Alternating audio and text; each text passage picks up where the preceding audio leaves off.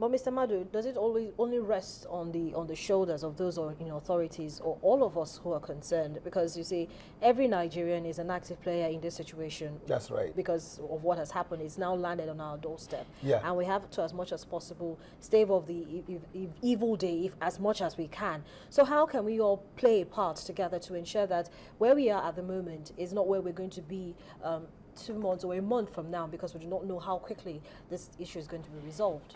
The medical personnel have been speaking to us of what to do.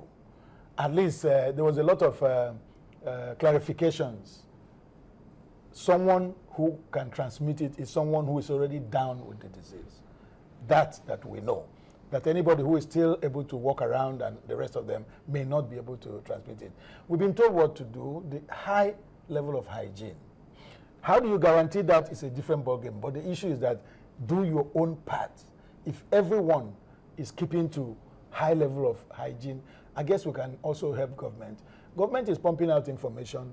It's our duty. Everybody is a suspect. There was a cartoon on Facebook, 2 people, they call it Ebola greeting, one on the other side of the road and this one on there, they were just bending their head because they can't shake hands. So we need to work hard to assist government. Report any cases. It's so difficult because if you have malaria now, you have a problem. Anything that if you're sick now, you have a problem. But the fact is that once we see any signal, the numbers are there on the TV and everywhere. Let's call health personnel and try to reduce the number of the spread of the disease. Oh, Mr. Madu, Mr. Wereka, you're also going to comment on this? I was going to say that this morning alone, while coming to the studio, I listened to the head of the team that is overseeing the Ebola treatment program in Lagos. What the man said was unbelievable. He gave a good instant to give report there is no panic. There's no need to panic.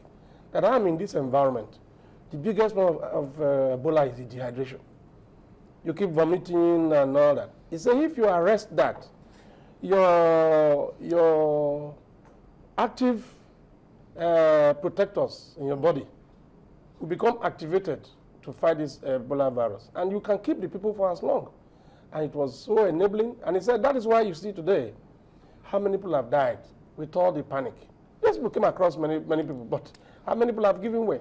He said they are managing them. All that is being required is information.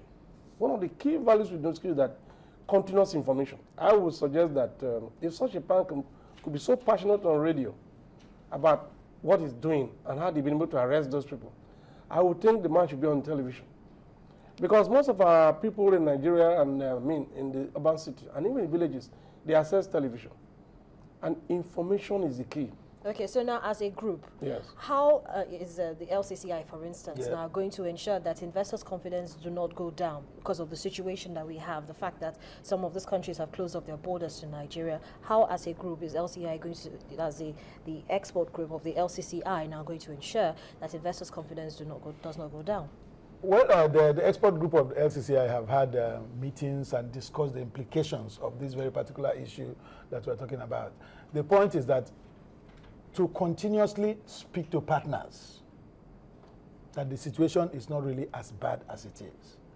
And also do everything on this end to ensure that when people are exporting, that they are paying extra attention to quality issues.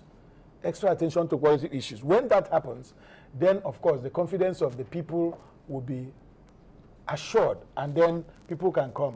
But even as it is now, people are still coming into Nigeria and having meetings and going back. Yeah. So you can liken it to the other situations in Nigeria where you read so terrible things in the press and you still have people coming in.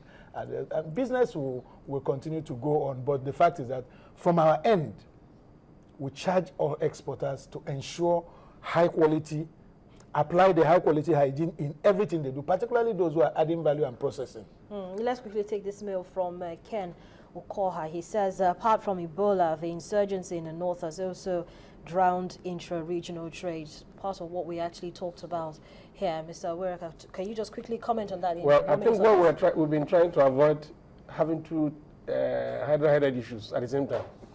If you bring them in, there'll be serious panic. What I like to say is that even though we have the challenge of the Ebola virus, I'm so happy that so much has been done to arrest the expansion. And the insurgents in the north is localized. Let me put it that way. But even at that, we know that this thing has been with us for a while. And I'm told that he's been arrested as well. But you find that the two of them are not the same thing. Even when we had AIDS challenge, everybody's almost forgetting AIDS now. Nigerians have so improved, and the confidence is coming back. And I think the Lagos state government has done so well that even international bodies have begun to realize that, well, Nigeria is controlling it. So if you look at Liberia and all that, the level of deaths in those countries keeps swinging up.